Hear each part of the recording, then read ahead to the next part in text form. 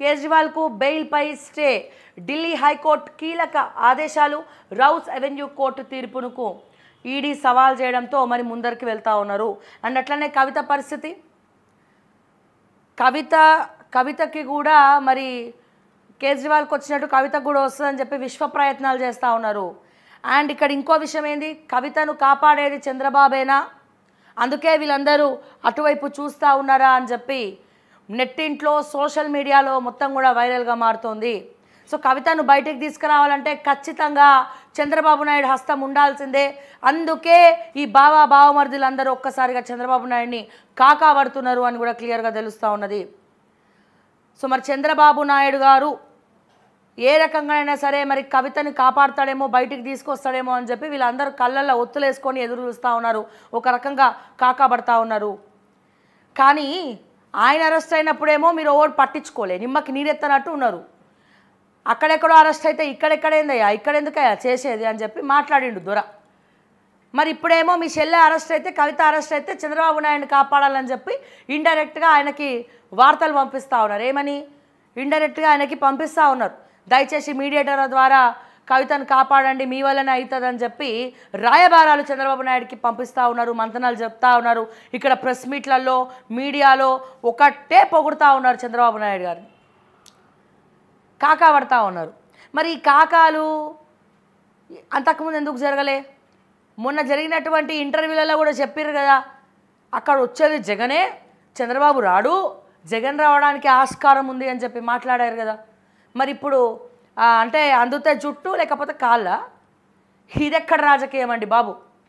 So మొత్తానికి కవితను బయటకు తీసుకురావాలా, చంద్రబాబు శరణో దేహి అని అటువైపు చూస్తున్నాయి, గాలులు వీస్తున్నారు, గాలులు కూడా వీస్తూ ఉన్నాయి. సో అటువైపు మర్రుతూ ఉన్నారు, ఒక్కటే పొగుడుతూ ఉన్నారు చంద్రబాబు నాయుడు గారు. ఇది ఇట్లా ఉంది మీ పరిస్థితి. సో కేజ్రీవాల్కి వచ్చింది కదా, కవితకు ట్రై చేద్దామని చెప్పి ట్రై చేస్తూ ఉన్నారు. ఒక్కసారి చంద్రబాబు నాయుడు గారు తలుచుకుంటే కవిత బయటికి వస్తుంది, సులభంగా బయటికి వచ్చే అవకాశం ఉంది అని చెప్పి చాలా బాగా ట్రై చేస్తున్నారు, ప్రయత్నిస్తూ ఉన్నారు, మంతనాలు జరుపుతూ ఉన్నారు. మరి చూద్దాం, చంద్రబాబు నాయుడు గారు అన్నీ మర్చిపోయి మరి నిజంగానే ఒక మీడియేటర్ పాత్ర పోషించి మళ్ళీ అసలే టీడీపీ దేశంలోనే అన్ని పార్టీల కన్నా బలమైనటువంటి లీగల్ సెల్ ఎవరికైనా ఉంది అంటే అది టీడీపీకే. గొప్ప గొప్ప అడ్వకేట్స్ ఉన్నారు టీడీపీలో. సో అట్లా మరి ఏ రకమైనటువంటి సపోర్ట్ ఇస్తాడు? మరి అన్నీ మర్చిపోయి బయటికి తీసుకొస్తారా కవితని? తెలంగాణలో టీడీపీ పోటీ చేయొద్దని చెప్పి మొన్న బ్లాక్మెయిల్ చేసింది కూడా వీళ్ళే కదా. మరి అంతరాజకీయం చేసి ఇప్పుడు కవితని బయటికి తీసుకురావాలంటే చంద్రబాబే దిక్కు అని మరి అటు సైడ్ చూడడం ఎంతవరకు కరెక్ట్ అనేది మీరు ఆత్మ పరిశీలనలు చేసుకోవాలా. కానీ చంద్రబాబు నాయుడు అయితే క్షమాగుణం అయితే ఉంటుంది ఆయనకు, నాకు తెలిసినంత వరకు. ఇంకోటి పాయింట్ నెంబర్ 2, ఇక్కడ ముఖ్యంగా నిన్న ఆంధ్రాలో అసెంబ్లీ జరిగింది. ఆంధ్రాలో అసెంబ్లీ జరిగితే ప్రతిపక్ష నేతల కార్లు అసెంబ్లీ ఎమ్మెల్యేలు, ఓన్లీ ఎమ్మెల్యే అయితే కారు లోపల ఎలా చేయరు, బయటనే దిగి లోపలికి రావాలా. కానీ చంద్రబాబు నాయుడు గారు, ఎందుకంటే జగన్ ఇక్కడ ఇప్పుడు ప్రతిపక్ష పాత్ర కూడా పోషించలేనటువంటి పరిస్థితి, మొత్తానికే కోల్పోయింది కదా. ఏం చేసిండు చంద్రబాబు నాయుడు గారు? వాళ్ళ ఎమ్మెల్యేలందరికీ చెప్పిండట, గౌరవం ఇవ్వండి జగన్మోహన్ రెడ్డికి, మీరు గౌరవం ఇవ్వండి, వాళ్ళు అలా చేశారని మనం అలా చేయడం భావ్యం కాదు. ఇప్పటి నుంచి జగన్ కారు అసెంబ్లీకి వస్తే లోపల దాకా అలౌ చేయండి జగన్మోహన్ రెడ్డిని, లోపల దాకా అలౌ చేసి జగన్మోహన్ రెడ్డిని కార్ డ్రాప్ చేసి వెళ్ళిపోమని చెప్పండి అని చెప్పి కూడా క్రిస్టల్ క్లియర్గా నిన్న చంద్రబాబు నాయుడు గారు వాళ్ళ అసెంబ్లీలో ఉన్నటువంటి ఎమ్మెల్యేలందరూ కూడా చెప్పడం జరిగింది. ఆయనకి మనం గౌరవం ఇవ్వాలా, మరి దట్ ఈస్ చంద్రబాబు నాయుడు. ఈ అసెంబ్లీలో బూతులు మాట్లాడడము, ఇక తెలంగాణలో వీళ్ళు ఇష్టం వచ్చినట్టు మాటకు మాట అడ్డమైన బూతులు తిట్టుకుంటూ ఉన్నారు కదా, ఇవన్నీ ఏమి ఉండవు. జస్ట్ సబ్జెక్ట్ గురించి, డెవలప్మెంట్ గురించే మాట్లాడతారు. అక్కడ సగం చచ్చిపోయినట్టే జగన్మోహన్ రెడ్డి మాట్లాడాలంటే. సో జగన్మోహన్ రెడ్డి కారు అసెంబ్లీలోకి వస్తే ఆపద్దు, లోపలికి రానియండి, ఎలో చేయండి. అండ్ అట్లాగే ఎమ్మెల్యేలు ఎవరు కూడా జగన్మోహన్ రెడ్డిని తిట్టడానికి వీల్లేదు, జగన్మోహన్ రెడ్డి గారు అని మాట్లాడాలని చెప్పి చంద్రబాబు నాయుడు గారు అందరికి కూడా చెప్పడం జరిగిందట నిన్న. సో దీని గురించి చాలా బాగా చర్చలు జరుగుతూ ఉన్నాయి ఆంధ్రప్రదేశ్లో. సో దయచేసి ఆలోచించండి, ఇక్కడ చిన్న ఏజ్లో ఉన్న వాళ్ళు పెద్ద పెద్ద వాళ్ళని ఎట్లా తిడుతున్నారు ఏంటి అనేది కూడా మనం ఆలోచించాలి. దీని ఎగ్జాంపుల్గా తీసుకోండి. రుణమాఫీకి కట్ ఆఫ్ డిసెంబర్ 9/12/2023 మధ్య లోన్ తీసుకున్న రైతులకు వర్తింపట. ఖరారు చేసిన రాష్ట్ర ప్రభుత్వం అంచనా 31,000 కోట్లు అయిపోయి. మళ్ళీ అది అప్పు చేయాలి, పైసలు అయితే లేవు. ఒకే విడతలో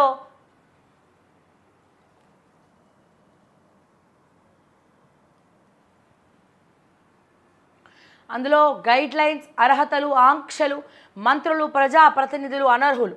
మంత్రుల నుంచి అభిప్రాయాల సేకరణ 15 ఆగస్టు కల్లా పూర్తి స్థాయిలో అమలు. బీఆర్ఎస్ 10 ఏళ్ల పాలనలో 28,000 కోట్లు మాత్రమే మాఫీ. మీడియాకు అవసరమైన ఇన్ఫర్మేషన్ను మంత్రులు పొంగులేటి, శ్రీధర్ బాబు ఇస్తారు. వారిచ్చేదే అధికార సమాచారం. సీఎం రేవంత్ రెడ్డి ఎందుకు, మీరెందుకు ఇవ్వట్లే మరి?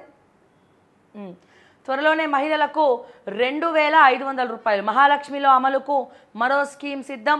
ప్రారంభించేందుకు సర్కార్ ఏర్పాట్లు. ముసాయిదా గైడ్ లైన్స్ రెడీ. విధానపర నిర్ణయం కోసం వెయిటింగ్. ముందు ఏవైతే పెన్షన్లు ఇస్తామన్నారో గత ప్రభుత్వం అనౌన్స్ చేసిన 2,500 రూపాయలు కూడా మీరు ఇస్తలేరని ఊర్లల్లో ముసలోళ్ళంతా లబో దిబోమంటుర్రు. దయచేసి మారువేషాలలో పోయి మంత్రులు, ఎమ్మెల్యేలో ఎవరో ఒకరు తిరిగి అడగండి, ఏమైందమ్మా, మీకు ఏ కష్టం వచ్చిందమ్మా అని మైకు పెట్టి అడగండి. పోనీ అట్లీస్ట్ మారువేషంలో పోయి తెలుసుకోండి. మేము చెప్తున్నామని కాదు, మీరు ప్రూఫ్స్ అడుగుతున్నారు కదా ప్రతిదానికి. మీకు ప్రూఫ్ కావాలంటే మీరే మారువేషాలలో పోయి తెలుసుకోండి అని చెప్తా ఉన్నా. ముసలోళ్ళందరూ కూడా ఏడుస్తూ ఉన్నారు. 2,500, 4,500 ఇస్తామన్నారు. మీరు ఇక 4,000 రూపాయలు పెన్షన్ ఇస్తామన్నారు. 4,000 రూపాయలు దేవుడు ఎరుగు దొరా, ముందుగా మాకు రావాల్సినటువంటి 2,500 రూపాయల పెన్షన్లు ఇవ్వండి, మా ముఖాన కొట్టండి అని చెప్పి.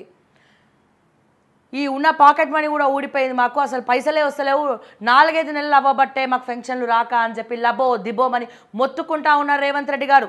మీరు పోయి కనుక్కోండి. మీకు ప్రూఫ్స్ కావాలంటే మేము కొన్ని నల్గొండ జిల్లాకి వెళ్ళండి. మీరు మహబూబ్ నగర్ మీ సొంత జిల్లా ఉంది కదా, వేరే జిల్లా ఎందుకు?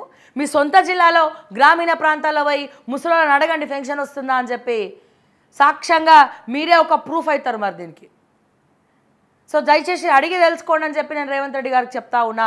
ముందుగా మీరు ఇచ్చినటువంటి మహాలక్ష్మి 2,500 దేవుడు ఎరుగు. ఎవరు అడుగుతలేరు, మహాలక్ష్మిలో ఎవరు అడుగుతలేరు. ఇంకా దాని గురించి ఎవరు ప్రస్తావన తీసుకురావట్లే. ఇస్తారన్న పెన్షన్లే, ముసలోళ్ళ పెన్షనే ఇస్తలేరు, మళ్ళీ మహాలక్ష్మి పథకం మీరు దాన్ని రిబ్బన్ కట్ చేసి ఓపెన్ చేసాడేమో కానీ తర్వాత పైసలు వస్తున్నాయా లేవా అనేది అర్థమవుతుంది. ఎంతమందికి వస్తుందో అర్థం కావట్లే. నీకు వస్తుందా అని ఒకరినొకరు అడుక్కుంటారు.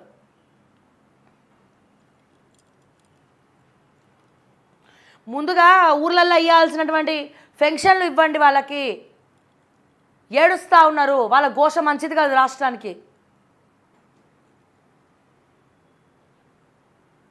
రైతు భరోసా గైడ్లైన్స్ కోసం కేబినెట్ సబ్ కమిటీ. గతంలో శ్రీమంతులు, ఫామ్ హౌస్ ఓనర్లకు సైతం ఇచ్చారు సీఎం. ఎస్, రుణమాఫీ మాటను నిలబెట్టుకున్నాం.